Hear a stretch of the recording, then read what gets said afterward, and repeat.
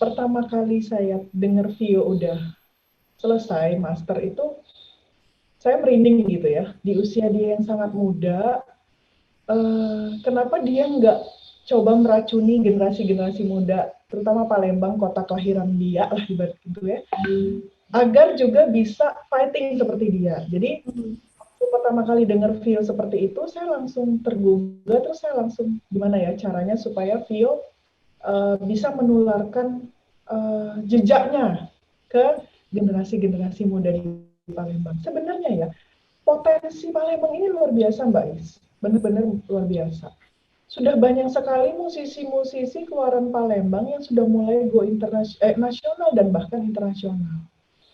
Jadi sebenarnya saya di sini ingin banget lebih menggali si Vio-nya, apa yang dia lakukan selama proses karir musik dia dari awal meniti karir musik itu, apa yang bikin dia menggugah dia untuk dia mengambil jalan itu.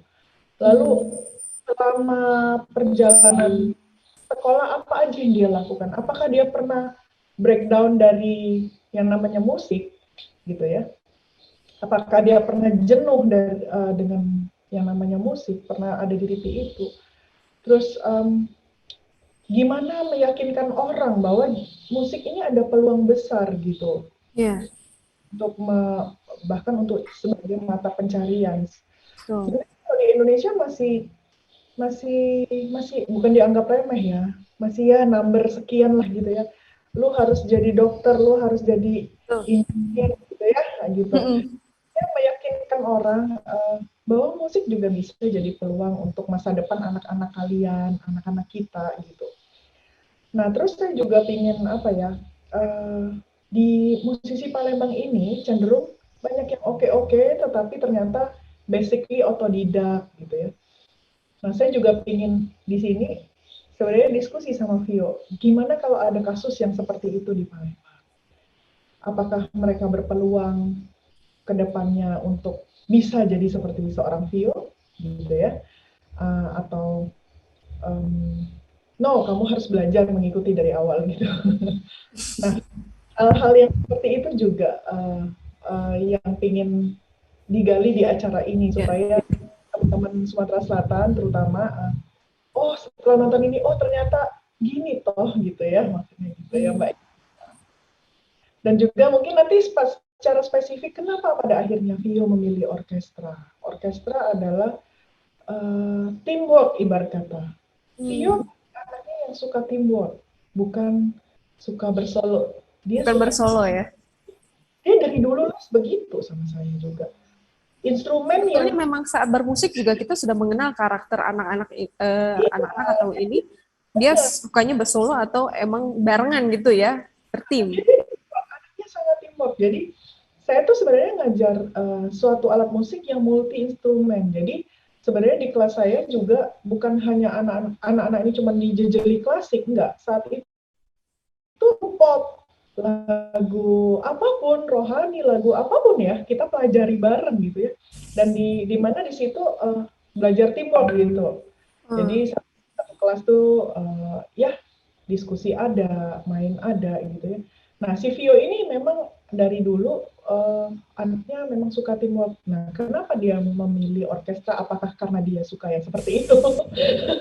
atau atau nggak tahu, kita juga nggak tahu ya. Karena sebenarnya orkestra adalah grup besarnya dari sebuah, kalau di Palembang band lah ya.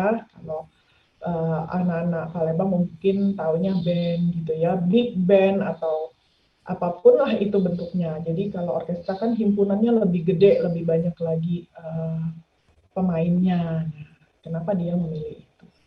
Sebenarnya itu Oke. ingin saya gali juga di sini ya.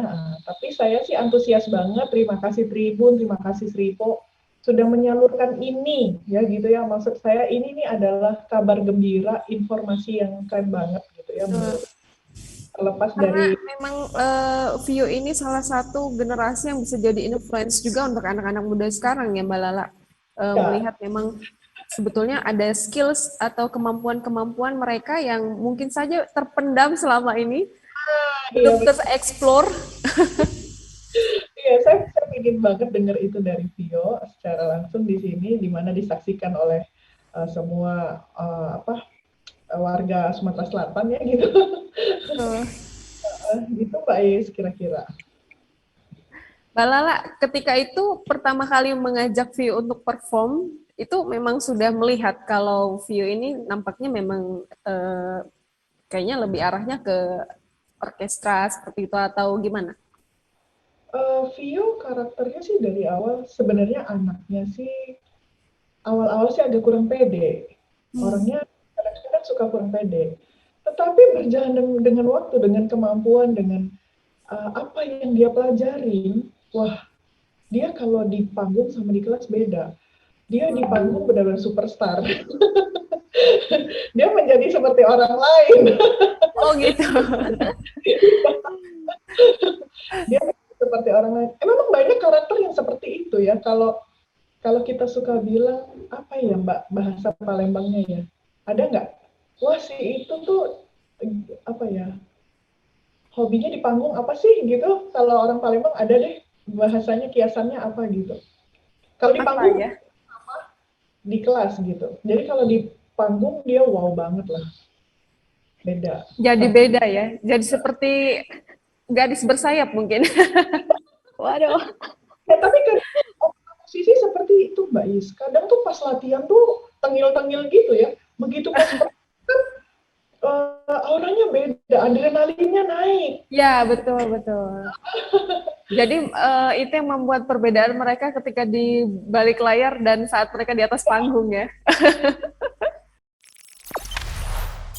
Jangan lupa subscribe, share, komen, dan like ya.